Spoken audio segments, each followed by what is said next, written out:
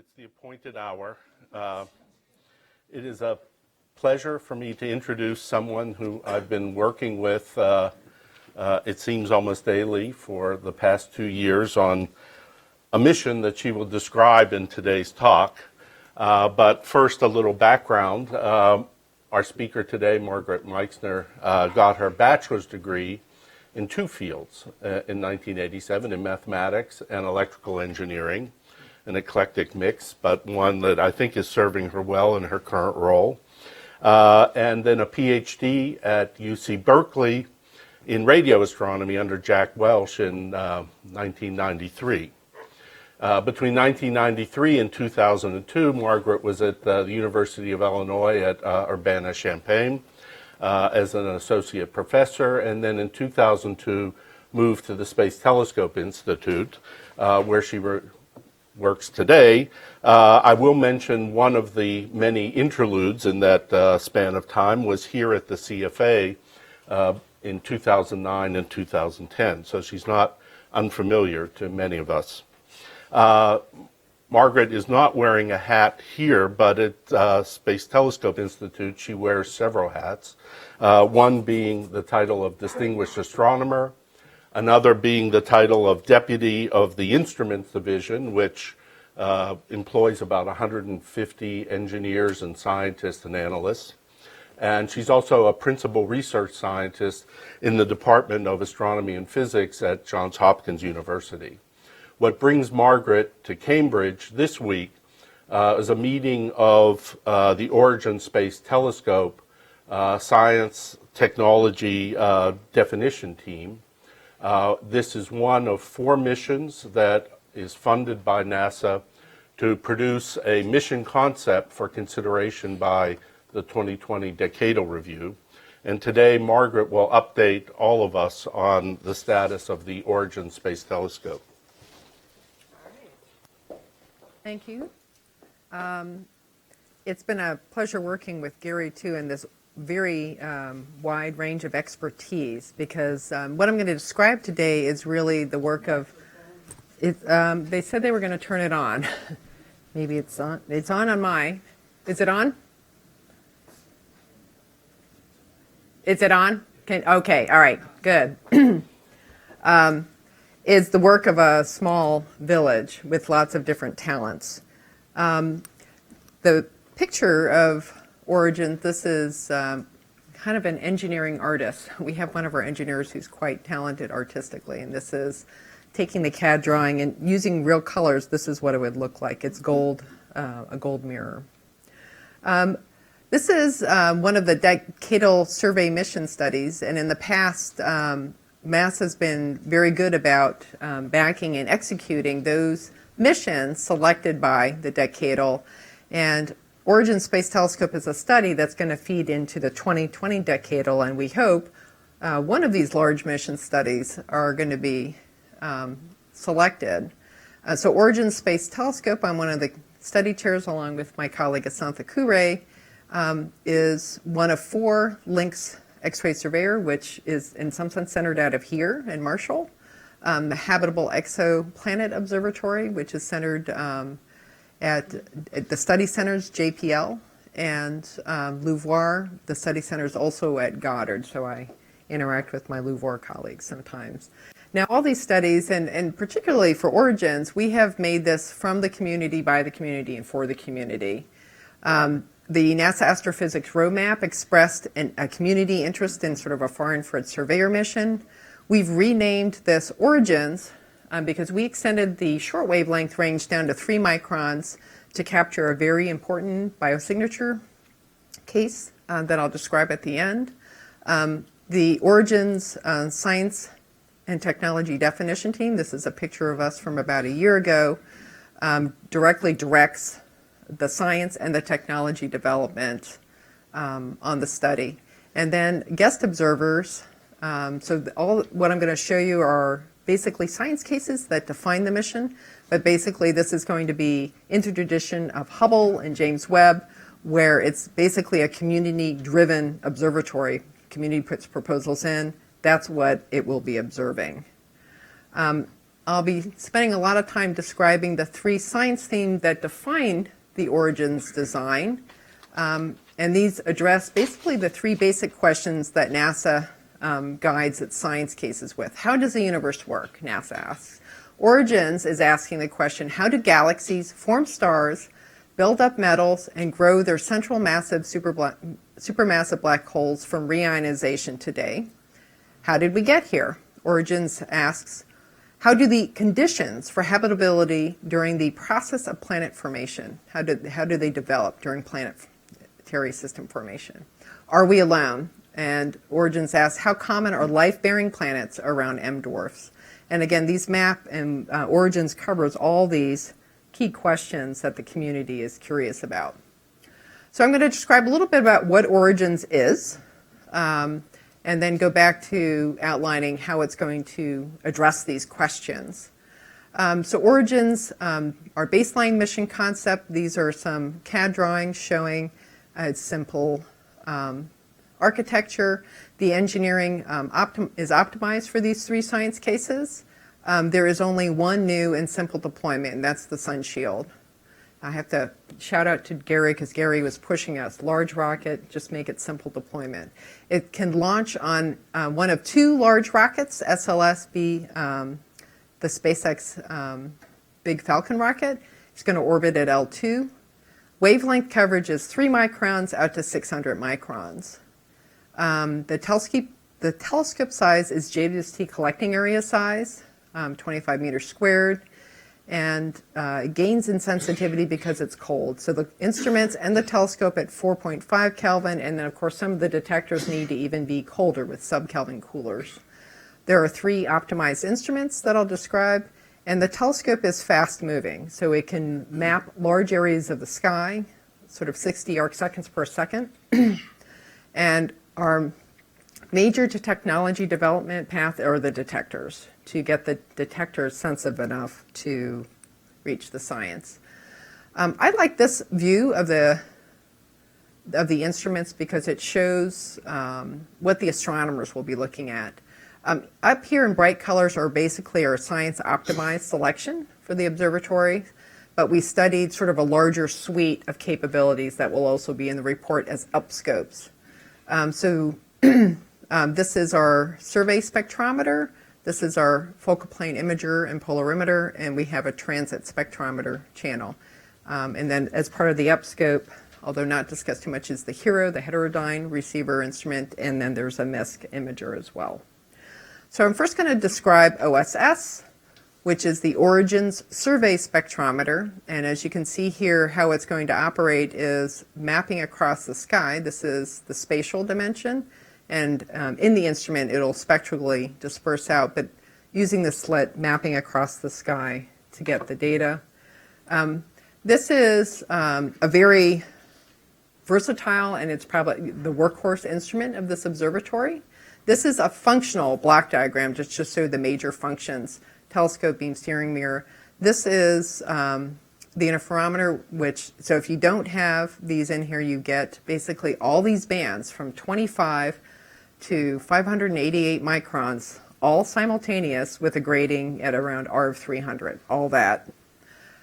You can also put an interferometer in there, and then you get an Fabry-Perot, an FTS spectrum at sort of 40,000 resolution over all these wavelength range. And then if you want to focus in to get high spectral resolution, you put the Etalon in. So those are sort of the 3 major modes of this spectrograph. And then just some key features. This is sort of just showing you how big it is. It takes advantage of the cold observatory. So this really used the fact that it's at 4.5 Kelvin, getting this multiple coverage. It's fast mapping of reasonable areas, reasonable being degrees, degrees squared. And you get basically the whole SED at once of everything you're looking at. And there are multiple spectral resolutions, 300, 30,000, 2 times 10 to the 5. All right, the next instrument I'm going to talk about is the MidInfrared Spectrometer and Camera Transit Spectrometer, the MISC-T. So The MISC-T is specifically designed to handle sort of exoplanet transits with an ultra-stable spectrometer. It operates from 2.8 to 20 microns, and there are no moving parts. So this is the optical train coming from the telescope. It has a densified pupil to kind of spread the light out over the field, so you're basically immune to the jitters and shakes of the telescope that can affect transit measurements. And then you get all the spectrum at once. You go from 2.5 to 20, and you get all of it with the measurement. At the moment, so this is a block diagram showing it's operating at 4 Kelvin. There's a zone, this is in the spacecraft, but up here, I just want to point out there's basically a pointing camera just to make sure we're pointed on target, and then we split the light up, and we have Mercad tellurides arrays as baselined, although we have a major technology development program just on the detectors, because none of these detectors have been pushed to the limits in terms of stability. But at the moment, we've baselined these detectors for 2.8 to 11 microns, and then at the long wavelength, we're looking at arsenic-doped silicon, but we're also looking at TES bolometers, which may be more stable. So all those things are being looked at. Again, the key features for the transit channel, no moving part. The densified pupil optics basically ward against the stabilities of the optics in spacecraft. It's ultra-stable. High precision spectrophotometry, RF 50 to 300, whole band passive interest simultaneously. And this is sort of a little CAD drawing of what it looks like. FIP, the Far Infrared Imager Polarimeter, which used to be this size, but we descoped to that size to hit our target. It operates at 4 Kelvin, but the detectors themselves operate at 50 millikelvin. Very simple optics. The one interesting thing that I think is very positive about this, it has a polarimeter that can be put in to take polarization measurements of the galaxy, nearby galaxies, or whatever. And then there are 2 bands. There's a 50 or 250 micron that can be selected that you could map in either one. And then other key features. So it's simple. It's a very robust instrument. It takes advantage of the cold observatory. There's a huge amount of discovery space on this. So, it's being typed for a particular instrument, but there are things that we haven't asked yet that it will probably discover. 50 or 250 microns. It's on here because it will be capable very efficiently to do really large area surveys, 100 square degrees, 1,000 square degrees of the sky. Polarization is probably best suited if you wanted to do variability studies, and it will provide sort of the PR pictures, and it'll probably also help align the telescope at the 50 micron channel. All right, so one of the things I found most exciting when I started working on it is the gains in sensitivity. So OST gains in sensitivity because it's cold. It's 4.5 Kelvin. And it has sensitive detectors. Those are the 2 things that get it to where it is. This is a 5 sigma 1-hour sensitivity, watts per meter squared, of spectral line sensitivity versus wavelength. And prior observatories like Sophia's, Herschel, PAX, here's JWST, and then here is, in blue, the instruments. And since this is spectral line, we don't show FIP because it's spectral line, but FIP is also a huge improvement. Now, the reason we get this gain is because we're cold. And this visual here is to show you what you would need to do for an optical telescope to get the same gain in sensitivity. Going from this size to this size is what you need to do to gain that factor of 1,000 sensitivity to get more collecting area, and we do it simply by cooling the telescope. So that's why we can use a James Webb-sized telescope and get a huge discovery space just by chilling the telescope. And that technology is available now because of James Webb. James Webb has a cryocooler to cool MIRI, and so the technology's there, and you run with that technology to cool the entire telescope. So I want to go back to the science cases that drove the design. So the first science cases is how do galaxies form stars, build up metals, and grow their supermassive black holes from reionization today. This is all the traditional deep field work. And what we do with it is 3D mapping, because OSS, a lot of this science is using the Origin Survey Spectrometer, where you're mapping across the deep fields, and you get this information just going back in redshift, because you get all the lines, all the continuums. So things are deblended not only spatially at the short wavelength, but at the long wavelengths, you have these spectral lines basically separating out the entire universe. And this far infrared part of the spectrum traces every phase of the interstellar medium all at once with one spectrum. So what this picture shows here is, on its sides, is a spectral energy distribution of the Circinus galaxy that basically has an AGN and has active star formation going on. So there's a very intensive far infrared bump. And then there are all these spectral lines. And then as you go to longer redshift, things redshift further back and out, and you are basically filling in this gap between the James Webb Space Telescope and ALMA. And there's basically an information desert here that you have to go above the Earth's atmosphere to see what's there.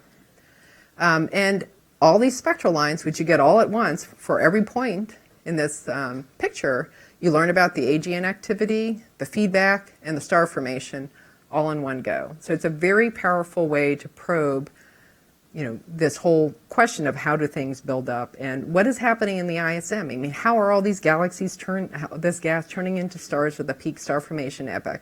To answer that question, you need to understand the ISM. The stars, James Webb is going to tell us about the stars, that's great, but what about the other half of the galaxy? And that's what Origins will be able to tell us.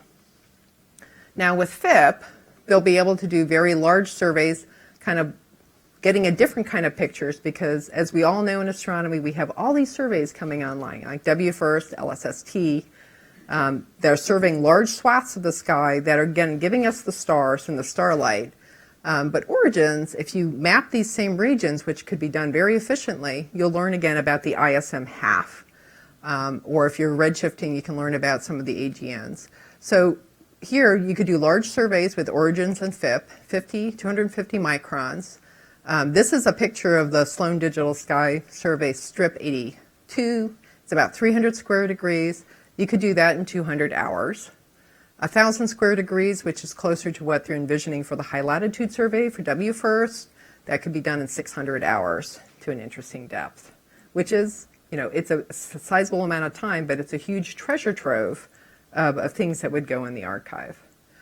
Now, of course, the OSS survey will be, covering in sort of a deep way something more like the Cosmos field, which is sort of 1 square degree. And I just want to show a little simulation that Dave Leisowitz put together of just kind of a small square of it. What does the far infrared sky look like? So this is starting at 25 microns. Origin space will have a beam size of about 1 arc second, which I also find just kind of incredible, having worked on Herschel for so many years. 1 arc second. And then as you go to longer wavelengths, lots of sources will just sort of pop up. We're at 200 microns. Here we're at 300 microns, 400, 500, 600. And of course, as you go to these longer wavelengths, at the longest wavelength, we're at 24 arc seconds, which is sort of normal for me for far infrared. And of course, some of this will get blurred out, but you can bootstrap from that 25 micron and actually differentiate the sources, plus you'll have the spectral lines for the redshift. I want to talk a little bit more about some of the information we're going to pull from these surveys. So one of the question is, what is the coevolution of stars and black holes in these galaxies? And, this is Centaurus A, black hole, star formation going on. What came first, the black hole or the stars?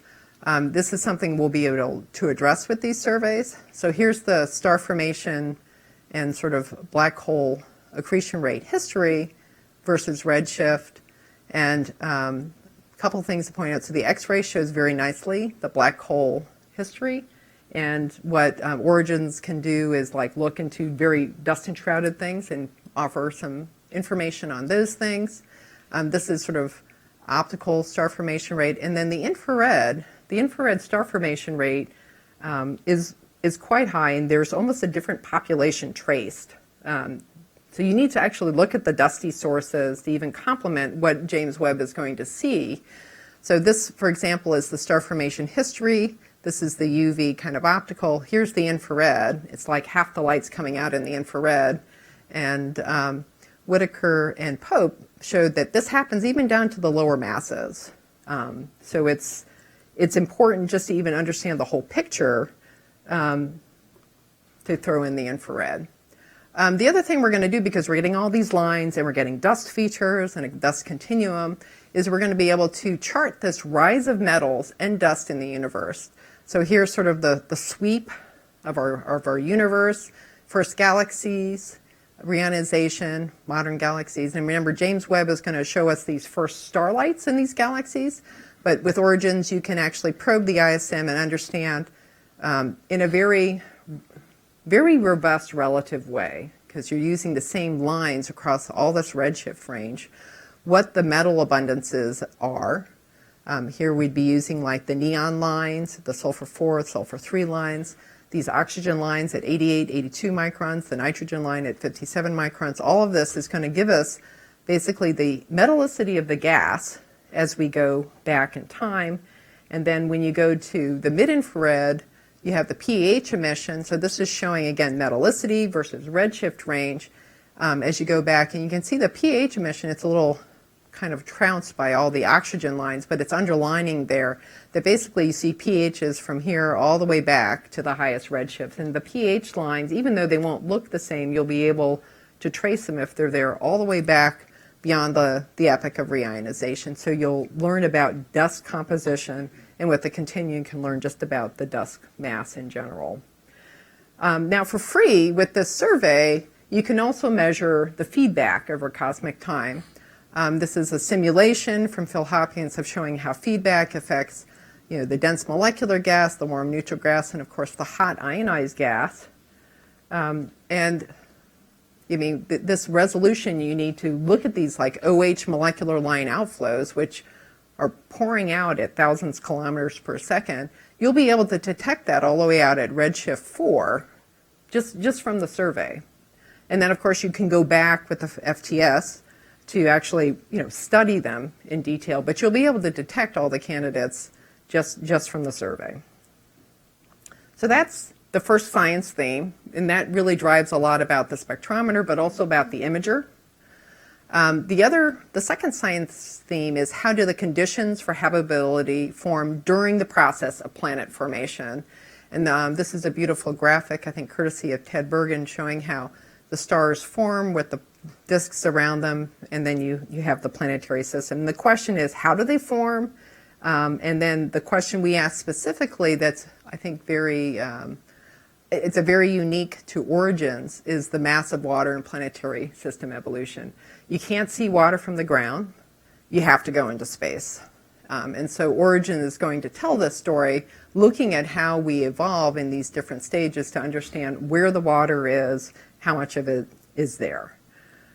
This plot here, courtesy again of Ted Bergen, is the mass of water in planetary system evolution. So here's the water content measured in Earth's oceans. That's how you know you're working on planetary system formation. It's relative to the Earth, not the sun anymore.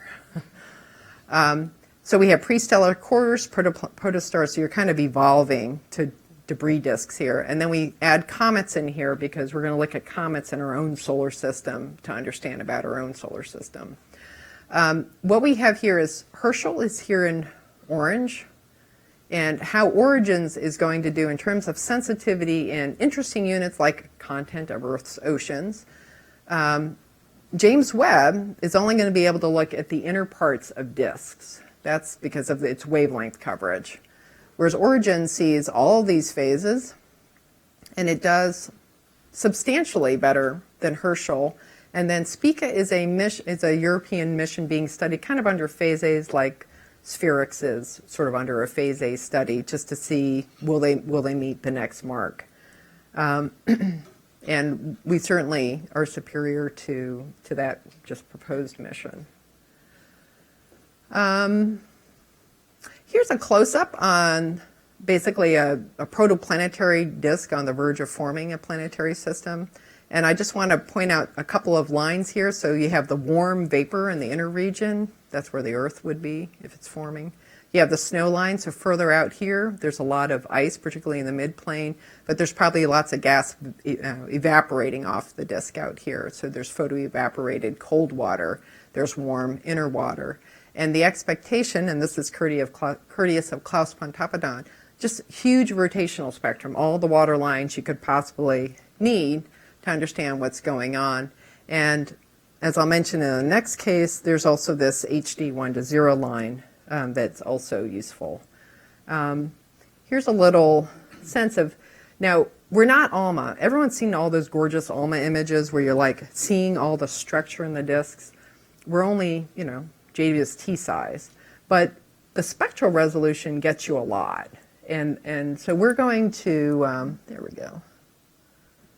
We're going to use this phrase I use, Doppler tomography, to use these water lines at the different, okay, so here's one at 29 microns. You're in the inner part here, and by going through the line, you're basically carving out that whole radius of what's happening there.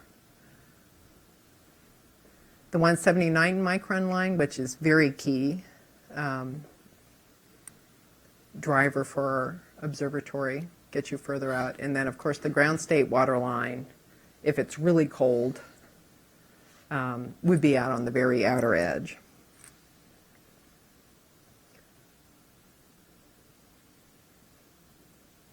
And just to let you know, we've also studied this case looking at different inclination angles, and so this gives you an idea of what's happening to the lines when you go from 0 to 90 degrees, sort of face on to edge on.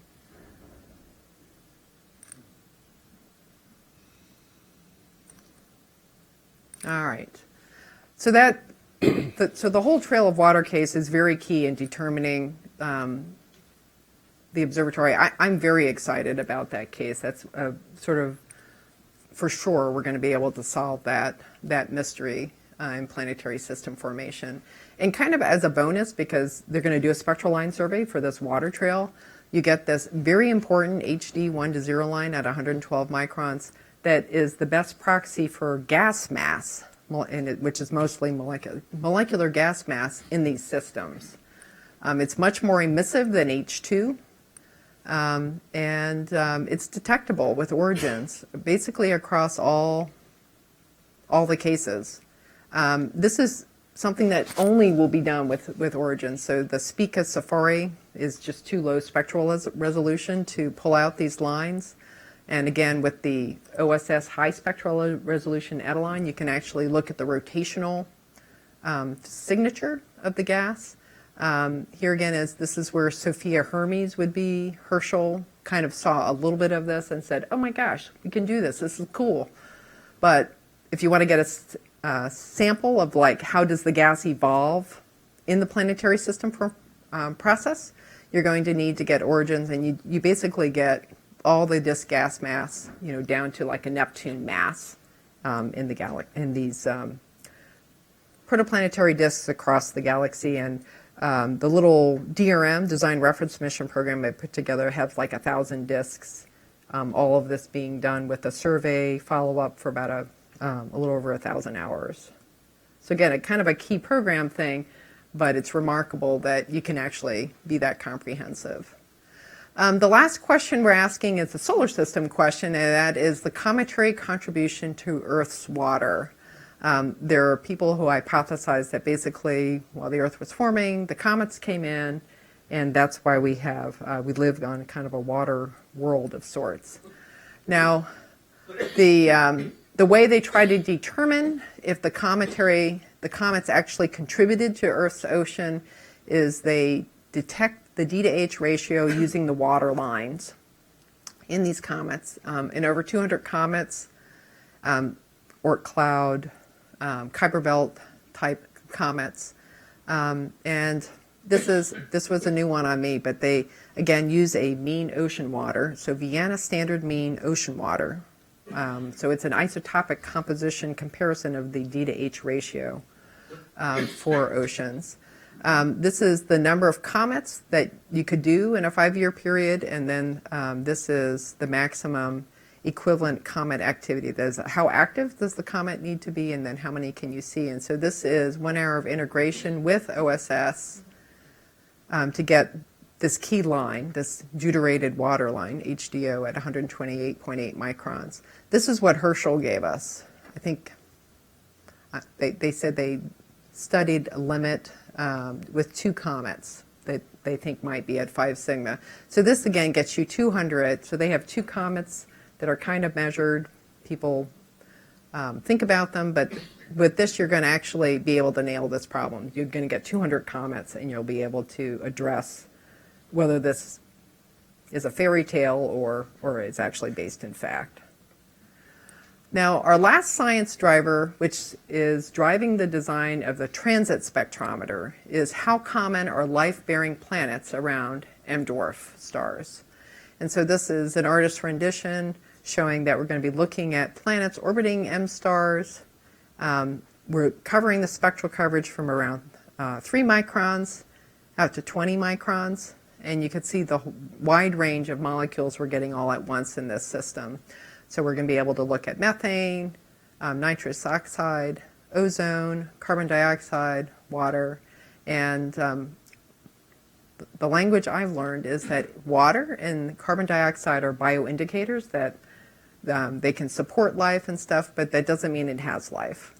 But if you see something like ozone and methane at the same time in the same planetary atmosphere, the only way people can explain that is with life.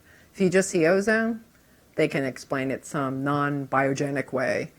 See methane, you don't have to have biology. But to see both of them, the only way they can figure that out is if life is in the loop somewhere. Now, we are using a very tried and true process of studying exoplanets, and that is transit spectroscopy of transiting exoplanets. So we use both the primary transits and the secondary eclipses.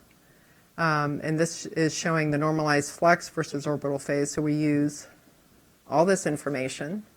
The secondary eclipses gives us the dayside emission spectrum, and we can get thermal phase curves as well. All this information is used. Why transiting exoplanets? It's because you get precisely determined masses and radii, and so the masses come from RV instruments. Stellar radii to around 5% with the Gaia data, and you'll get bulk densities of the planetary classification before you decide to go out and do atmospheric characterization. And our targets are rocky planets known to have volatile rich atmospheres. And why do we use M dwarfs? They're the most common star.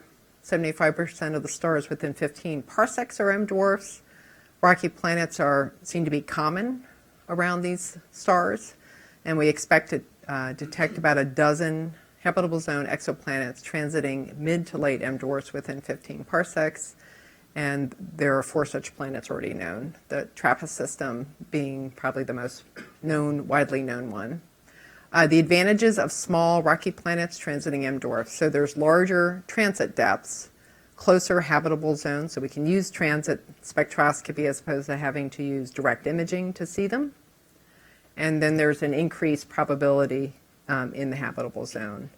There is an advantage in being in the thermal infrared. So here we have the black body curves versus wavelength. Here are the curves of the different types of M stars. Here's the M8 and M8 star, and then here is the black body curve of a Earth-like planet. And you can see that when you get out beyond this wavelength range of around 8, I think sort of 8 to 20 or 15 microns, you can see that the contrast between an Earth-like planet and the host star is much greater at these wavelengths than if you're at shorter wavelengths or longer wavelengths. Now, the other thing that I like about this case is that the Origins exoplanet sample will be known. It'll be vetted. TESS will find some M-dwarfs. M-Earth and Speculos will observe thousands of M-dwarf stars. And the combination of all these systems will yield sort of more than a dozen temperate terrestrial planets around mid to late M-dwarfs within 15 parsecs. And this is the sample of where we're going to be looking. We know these candidates are going to be studied and vetted by JWST observations, and Origins is going to build upon this work and address the final questions about bioindicators and biosignatures.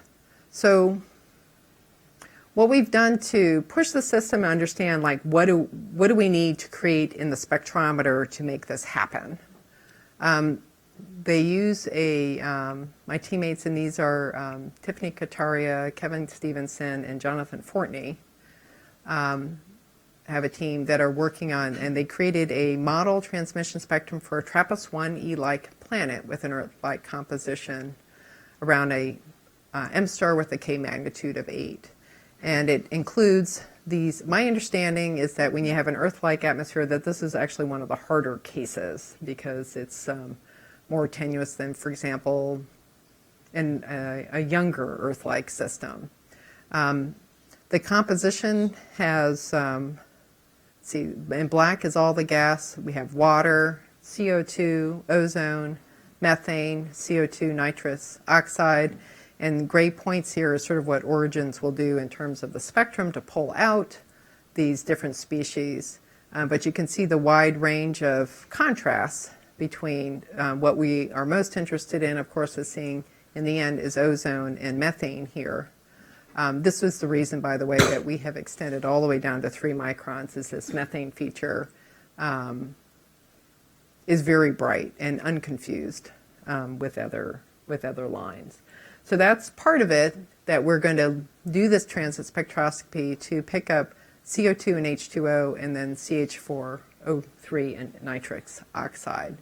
The other thing we can do, because we get this thermal emission from the transits, is we'll be able to get the surface temperature of these planets at these longer wavelengths, out to 20 microns, with very few emission spectra. And the question about the surface temperature is to understand, is the water we see, which will be in vapor form when we look at it, could there be liquid on the Earth, on this Earth-like planet? And so this shows basically the probability distribution of finding this. This, of course, is liquid water. This is freezing water, boiling water, but you want anything sort of in that range. So those are the things they're looking for in these exoplanet systems, and they have basically an objective tier to go through objective 1, 2, and 3 to get at the prize of biosignatures. So objective 1 is they want to, remember, we're building on all the wealth that what James Webb will have vetted for this, but they're going to take these candidates and identify at least 10, with this first observations, 10 habitable zone, that is the equivalent temperature less than 400 Kelvin, terrestrial, this is the size of the planet, with 100% clear atmospheres from spectral signatures in which bioindicators, so this first tier is looking for CO2 and H2O, are present at the 99% confidence level. So the first thing is they're going to look at these James Webb candidates, and they're going to look for water and CO2 and find the 10 best ones in this exercise. And then the next phase is they're going to say, okay, so of those 10, we're going to look at them, but then we're going to say at least 5 habitable zone planets with confirmed bioindicators from this objective. We're going to take the 5 best ones. We're going to use emission spectroscopy to measure the apparent surface temperature.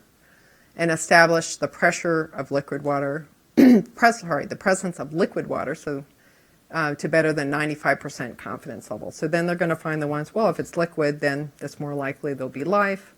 And then they'll pursue those. So for the best 4 candidates, habitable zone exoplanets selected from objective 1 and 2, we're going to do very deep transit spectroscopy to confirm the presence of biosignatures, so CH4, O3 at the 99.95% confidence level. And basically, if we don't see that, then that could almost be a definition. Okay, well, these don't have life, but of course the exciting thing would be that yes, there is life on these planets. Now, one of the questions we often get about this transit spectrometer is like, well, isn't James Webb going to do this for you? And the answer is sadly no. I'm sure James Webb would like to, but when James Webb, and I've been on the James Webb project for almost 20 years now, when James Webb was designed, it was designed to do first light. So its detectors needed to be sensitive and to go deep, and that's what it was designed around. The detectors themselves were never tested nor designed to be highly stable. And the detectors are very similar to the ones being used on the Spitzer Space Telescope, and the exoplanet community has really pushed the limits of those detectors, and I think their limit is like 40 parts per million. So this is the plot. So the sensitivity plot doesn't show the strength of origins, but I think this plot does. So we have 2 spectrum. We have the transmission spectrum and an emission spectrum. Remember, we get both with this instrument. We're comparing origins MISC, transit channel, and with JWST NearInfrared LRS. And that only goes out to, I think, about 13 microns. This is transit depth in parts per million planet. And then here for emission, it's planet to star flux ratio in parts per million. And again, this is covering all the way from that 3 micron methane band out to 20 microns. That's the range it covers. And you can see the features, methane CO2, H2O, CH4, and water. Here is in green. It's kind of hiding behind all these simulated data points. But that's it in the background. Overlaid on top in blue is what James Webb will give you with the optimistic noise floor of 30 parts per million. And people will have to work hard to get to that. I mean, they had to work really hard with Spitzer, and I think that they'll have to work hard to get to, and they will work hard on that. Here in red is what origins will give you. And so you can see basically the requirement placed on the instrument is 5 parts per million at the short wavelength range is going all the way up to here. And then beyond that, since we're mainly looking for temperature, I think they relaxed it to, I don't know, 10, possibly 20. But the requirements are listed here. And then this is for the emission spectrum. Again, here in blue is what James Webb will have. And here in red is what origins will deliver, again, with a 20 parts per million. But because we're getting the long wavelength, then we'll get the temperature. So basically, Origins is designing an instrument specifically to address this problem and ensuring all the stability, pushing the detector technology to ensure that it will meet this science goal. So that's the difference between what James Webb will do and what we will do. The other thing, so I covered sort of the 3 science cases that have driven our observatory design, but there are a lot of other science cases we'll be discussing in the report, and basically it's because the Origins discovery space awaits the whole astronomical community. So this whole factor of 1,000 increase, you can think of all sorts of things to do very efficiently, and there's plenty of time because those 3 key science cases will be addressed within sort of less than 1 year of total time on the observatory. So there's a minimum 4 years to do whatever. I mean, that's not even like to meet these science goals. And it'll have a 10-year goal. So there's lots of science for the whole community to do. We will have programs where we describe magnetic field measurements and star formation in nearby galaxies, protostar variability, small bodies in the outer solar system, sort of doing large FIP surveys to find the new Kuiper Belt objects or Planet 9, if it's still around then. Spectral mapping of nearby galaxies. So think of heritage, SINGs, all those things can be done incredibly efficiently with this observatory. Wide field mapping surveys, LST in Euclid. I mean, this is like 10,000 square degrees. You could do that. Gravitational wave follow-up. Because it's a fast-moving observatory, it's not swift, but it can efficiently map a region and come back and map it again. So you could look for time variability for these gravitational wave sources. And so I'll end just reminding you with the 3 science themes. How do galaxies form, build up metals, grow their supermassive black holes from reionization today? How do the conditions for habitability develop during the process of planet formation? How common are life-bearing planets around M dwarfs? And then Discovery Space for All programs. My question to you is, what will you do with Origins? Thank you.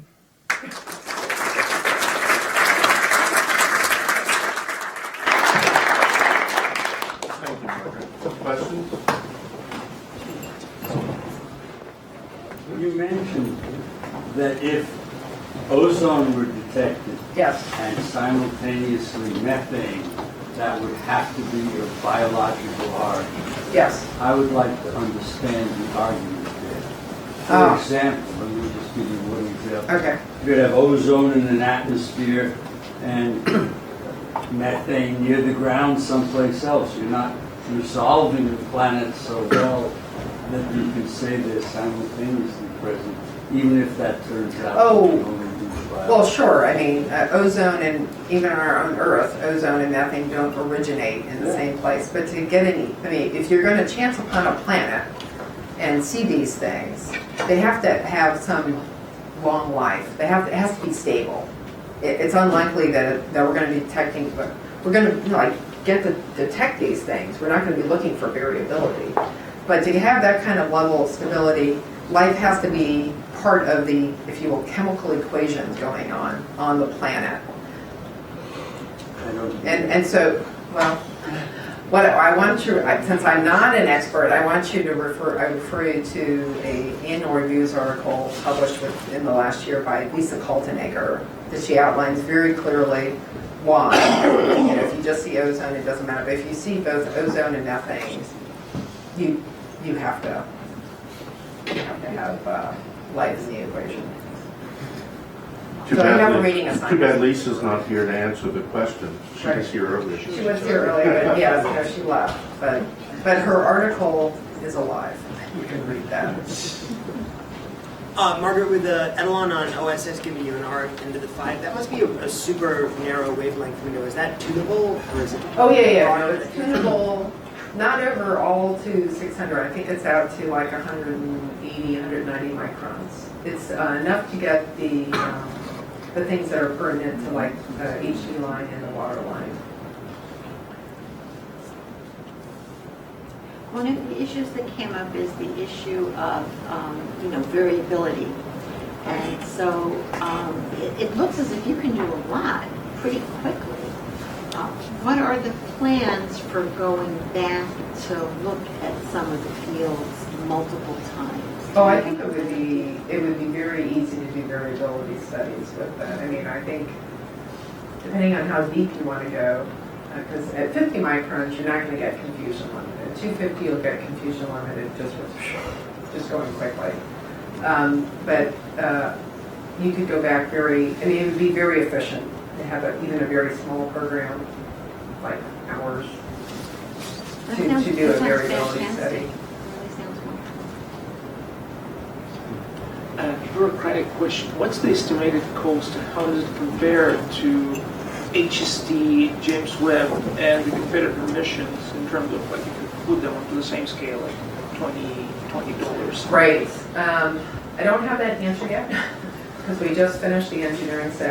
I can tell you when you will get that answer because all the Our engineering study just, I think they, 2 days ago, finally froze the design. They have to come up with all the lists and stuff to do internal costing. Next spring, we deliver it to NASA headquarters, and NASA headquarters does like a reality check on what was done. And then they forward that to the Decadal. Now, the Decadal doesn't, they said, NASA, thank you for your cost, but we're going to do it independently.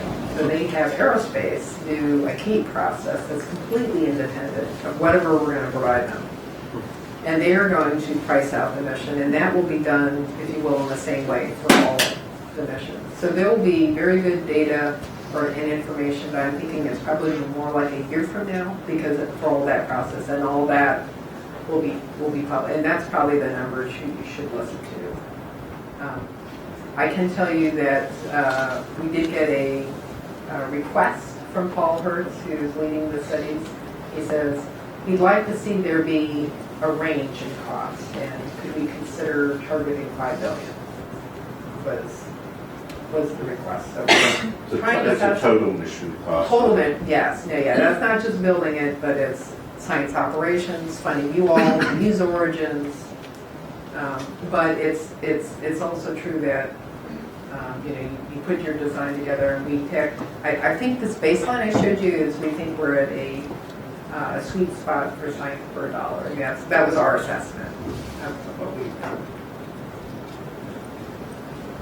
How are your key projects going to work? You mentioned these science goals, and you mentioned them as key projects. Are they going to be key projects? No. Right. There is no there are no dibs on this. But when you design a mission, you have to strive for something. So we picked some very hard things to do, and that's how we designed it. But none of these are key programs. They are benchmark science cases to help us define things. And the design reference mission kind of shows how much time it would take to show that you can get a lot done.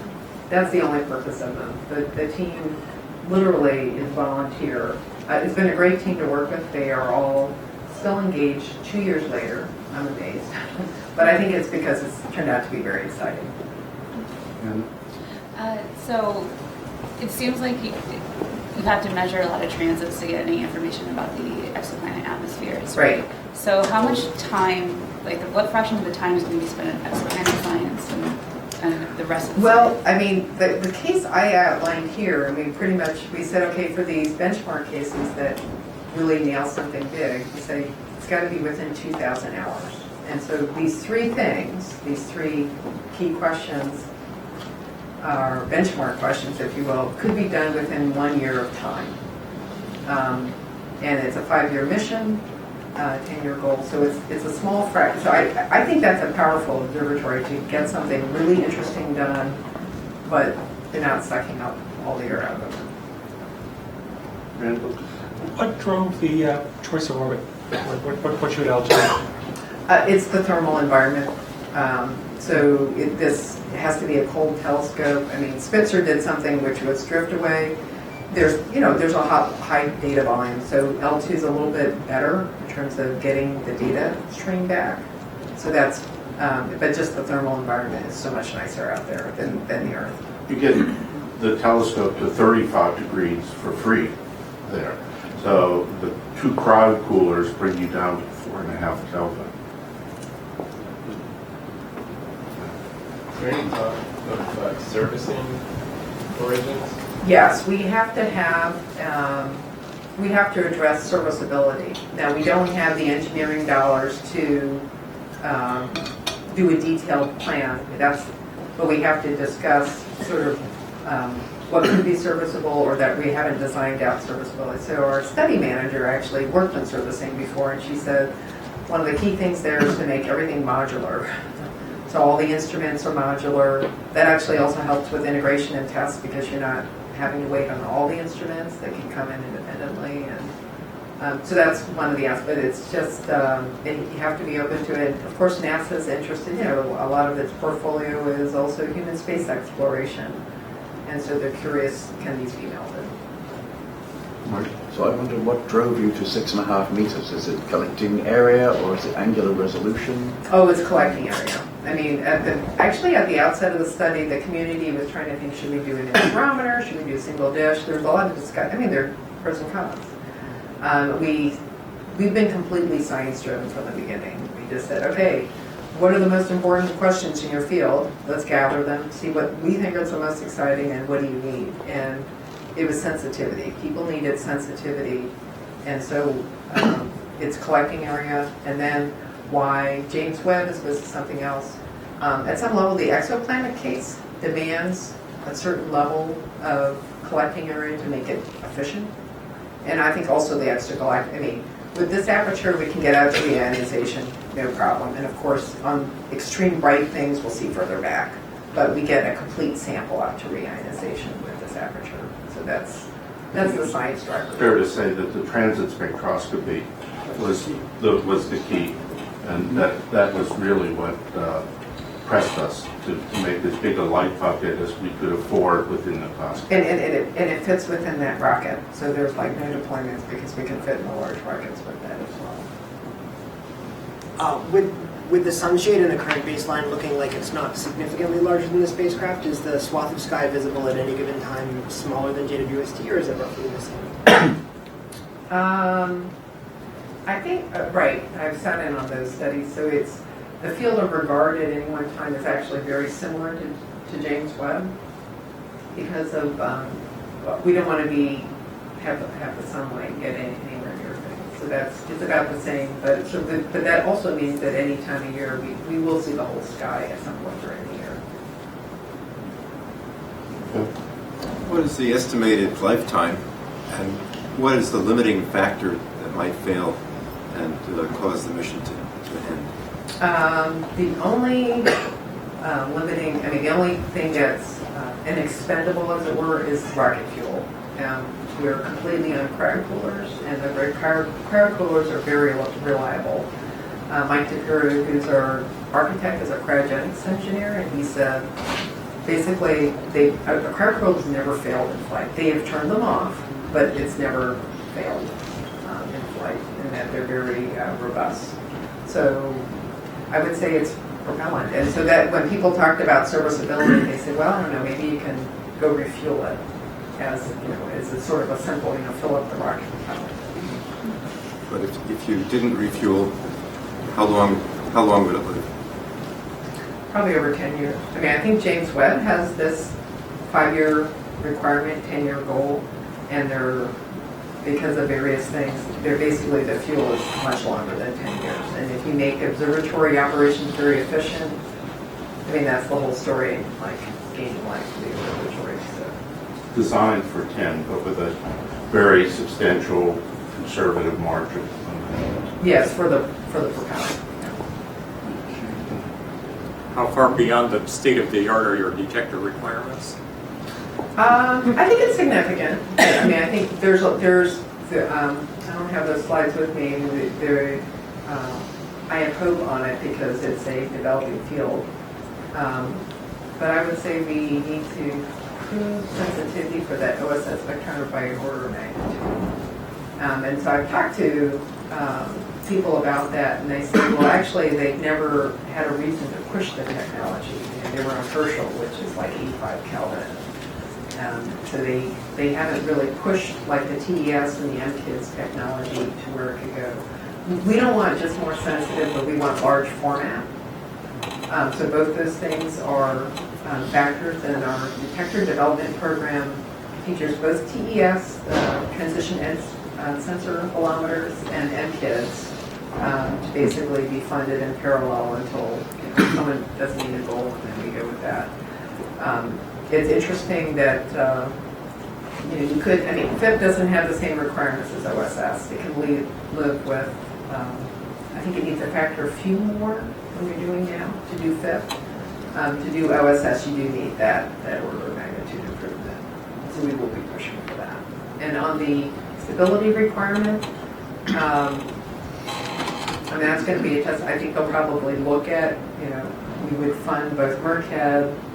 I guess we look at arsenic, dope, silicon, but TES bolometers, and just push to see stability. My understanding about TES is actually they're intrinsically very stable. So you might have to look at sensitivity issues there, but my understanding is that they might be a better bet than these bump bonded Lexes. The silver lining to JWST's delays are that we have a decade to solve these problems, and there are people who work on detectors who are optimistic, as they Yes. always are. Well, if you work on detectors, come talk to me. Any other questions? If not, let's, Earl? I have one more question. Sure. You mentioned interferometry early on. Yes. But you didn't give it the characteristics for this interferometer or the problems you expect to address. I was wondering if you could elaborate a little. Oh, yes. No, I mentioned the interferometer earlier. Early on in our study, we had to choose between the major architecture. Would we go single aperture or interferometer? And we chose single aperture because we needed the collecting area. You're not having interferometer. We're not doing interferometer because the science questions pushed us to as much collecting area that we could get. That's why we went that way. One last question. Don't you have Papipero? You mentioned you have Papipero interferometer. Yes. Yeah. Oh, yes. That's Okay. probably what. Okay. Yeah. That's No, we do. Yes. within an instrument as opposed Right. to a Spectral mission architecture. interferometry. Right. Okay, let's thank Margaret again. Yep.